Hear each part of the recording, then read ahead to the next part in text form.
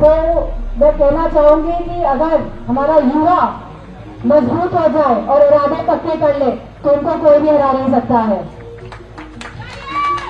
सब social media में दिख रहा है जिस तरह पुलिस वालों का रवैया रहा, सीआरपीएफ का रवैया रहा, एसटीएफ का रवैया रहा है, तो सरकार आखिरकार मांग क्यों नहीं मांग रही है? बच्चे जो लेकर आए थे क्या मांग लेके आए थे? क्या आप अपना सिस्टम सही करिए, आप इनको हटाइए एजुकेशन मिनिस्टर को। तो सरकार क्यों जवाब नहीं दे पा रही है? सरकार ये क्या संसद में आमतौर पर शांत रहने वाली और मंचों पर पीछे की पंक्तियों में दिखने वाली डिंपल यादव अचानक दिल्ली की सड़कों पर इतनी आक्रामक और जुझारू कैसे नजर आ रही है? जंतर मंतर पर छात्रों के खून से सने कपड़ों से लेकर पुलिस की लाठियों के बीच घायलों को पानी पिलाने तक।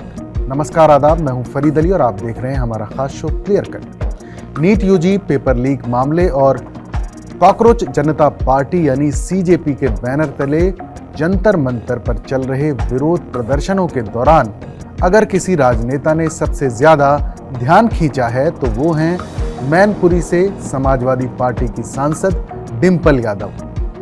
संसद भवन से लेकर जंतर मंतर तक हुए मार्च में डिंपल यादव न सिर्फ सबसे आगे खड़ी नजर आईं बल्कि दिल्ली पुलिस द्वारा हिरासत में लिए जाने के बावजूद उनके तेवर ढीले नहीं पड़े। लेकिन सवाल ये है कि अचानक डिंपल यादव का ये साइलेंट से फ्रंट फुट लीडर वाला अवतार कैसे सामने आया? क्या ये सिर्फ एक प्रदर्शन था या इसके पीछे 2027 का कोई बड़ा राजनीतिक गणित छिपा हुआ है? आइए समझते हैं। जंतर मंतर पर जब पुलिस और प्रदर्शनकारी छात्रों के बीच तीखी झड़प हुई और लाठीचार्ज हुआ तब डिंपल यादव एक अलग ही रूप में नजर आईं। लाठीचार्ज में घायल और बेहोश हुए छात्रों की देखभाल के लिए वो एक मां और अभिभावक की तरह आगे आईं। उन्होंने खुद छात्रों को पानी पिलाया और उनके तुरंत इलाज की व्यवस्था करवाई। इतना ही नहीं, उन्होंने केंद्र की बीजेपी सरकार और शिक्षा मंत्री धर्मेंद्र प्रधान के इस्तीफे की मांग करते हुए सीधा हमला बोला। डिंपल यादव ने तीखा सवाल पूछते हुए कहा, क्या यही बीजेपी का राम राज्य है जहां अपने हक के लिए आवाज उठाने वाले छात्रों पर लाठियां बरसाई जाती हैं और लड़कियों के कपड़े फाड़े जाते हैं? अगर कोई बीमार होता है तो उसका इलाज कराया जाता है।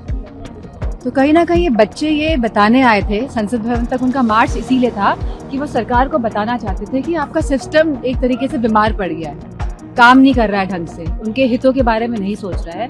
और वहीं उन मासूम बच्चों को इतनी लाठियां खानी पड़ी, इतने डंडे खाने पड़े और जो अत्याचार उनके साथ हुआ, बेटियों के कपड़े फाड़े गए, इलेक्ट्रिक शॉक दिए गए, सीधे आप उनके लोअर लाइक बॉडी में प्रहार करने से जो कानून कहता है कि आपको पैरों पे मारना चाहिए अगर मारना ही अगर कोई उग्र हो रहा है, लेकिन आपने उनकी छाती में डंडे मारे, उनके सर फोड़ दिए।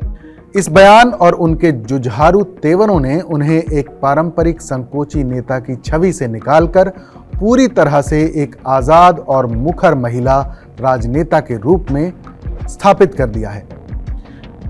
पीछे की पंक्ति से राष्ट्रीय राजनीति के केंद्र तक का सफर। अगर आप डिंपल यादव के शुरुआती राजनीतिक करियर को देखें तो उन्हें हमेशा एक शांत, सौम्य और बैक बेंच पर रहने वाली नेता माना जाता रहा। संसद सत्र के दौरान भी वो अक्सर सपा प्रमुख अखिलेश यादव के पीछे बैठी नजर आती थी। लेकिन नेताजी यानी मुलायम सिंह यादव के निधन के बाद मैनपुरी उपचुनाव में मिली ऐतिहासिक जीत ने डिंपल यादव की राजनीति का टर्निंग पॉइंट तय कर दिया। मैनपुरी की विरासत संभालने के बाद से डिंपल ने धीरे धीरे अपनी अलग पहचान बनानी शुरू की। उन्होंने महंगाई, महिला सुरक्षा, पहलवानों के आंदोलन और अब नीट पेपर लीक जैसे मुद्दों पर न सिर्फ संसद के अंदर बल्कि सड़कों पर उतरकर मोर्चा संभाला है।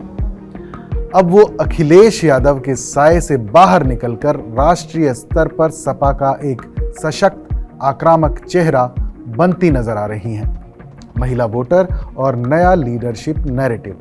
डिंपल यादव की सक्रियता का दूसरा सबसे बड़ा पहलू है उत्तर प्रदेश और देश की महिला वोटरों से सीधा जुड़ाव।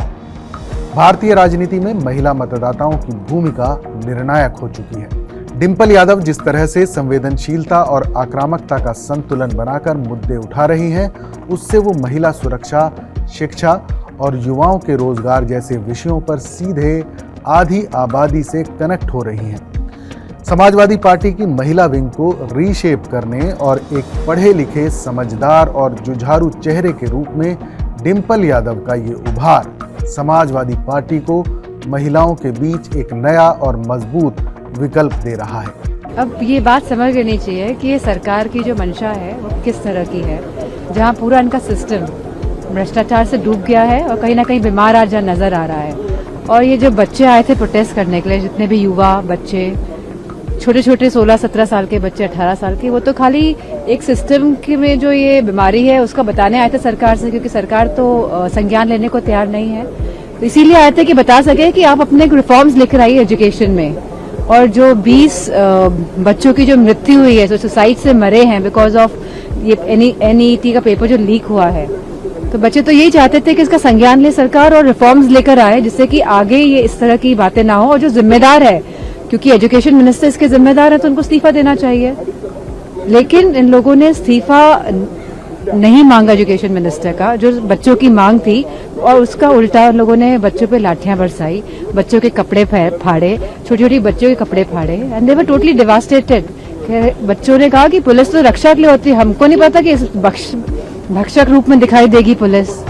तो साफ है कि जंतर मंतर पर छात्रों के बीच डिंपल यादव की मौजूदगी सिर्फ एक विरोध प्रदर्शन में शामिल होना भर नहीं थी, बल्कि ये समाजवादी पार्टी के भावी नेतृत्व की नई इबारत लिखने की दिशा में उठाया गया एक बड़ा कदम है। डिंपल यादव इस आक्रामक अवतार और समाजवादी पार्टी की इस नई रणनीति पर आपकी क्या राय है?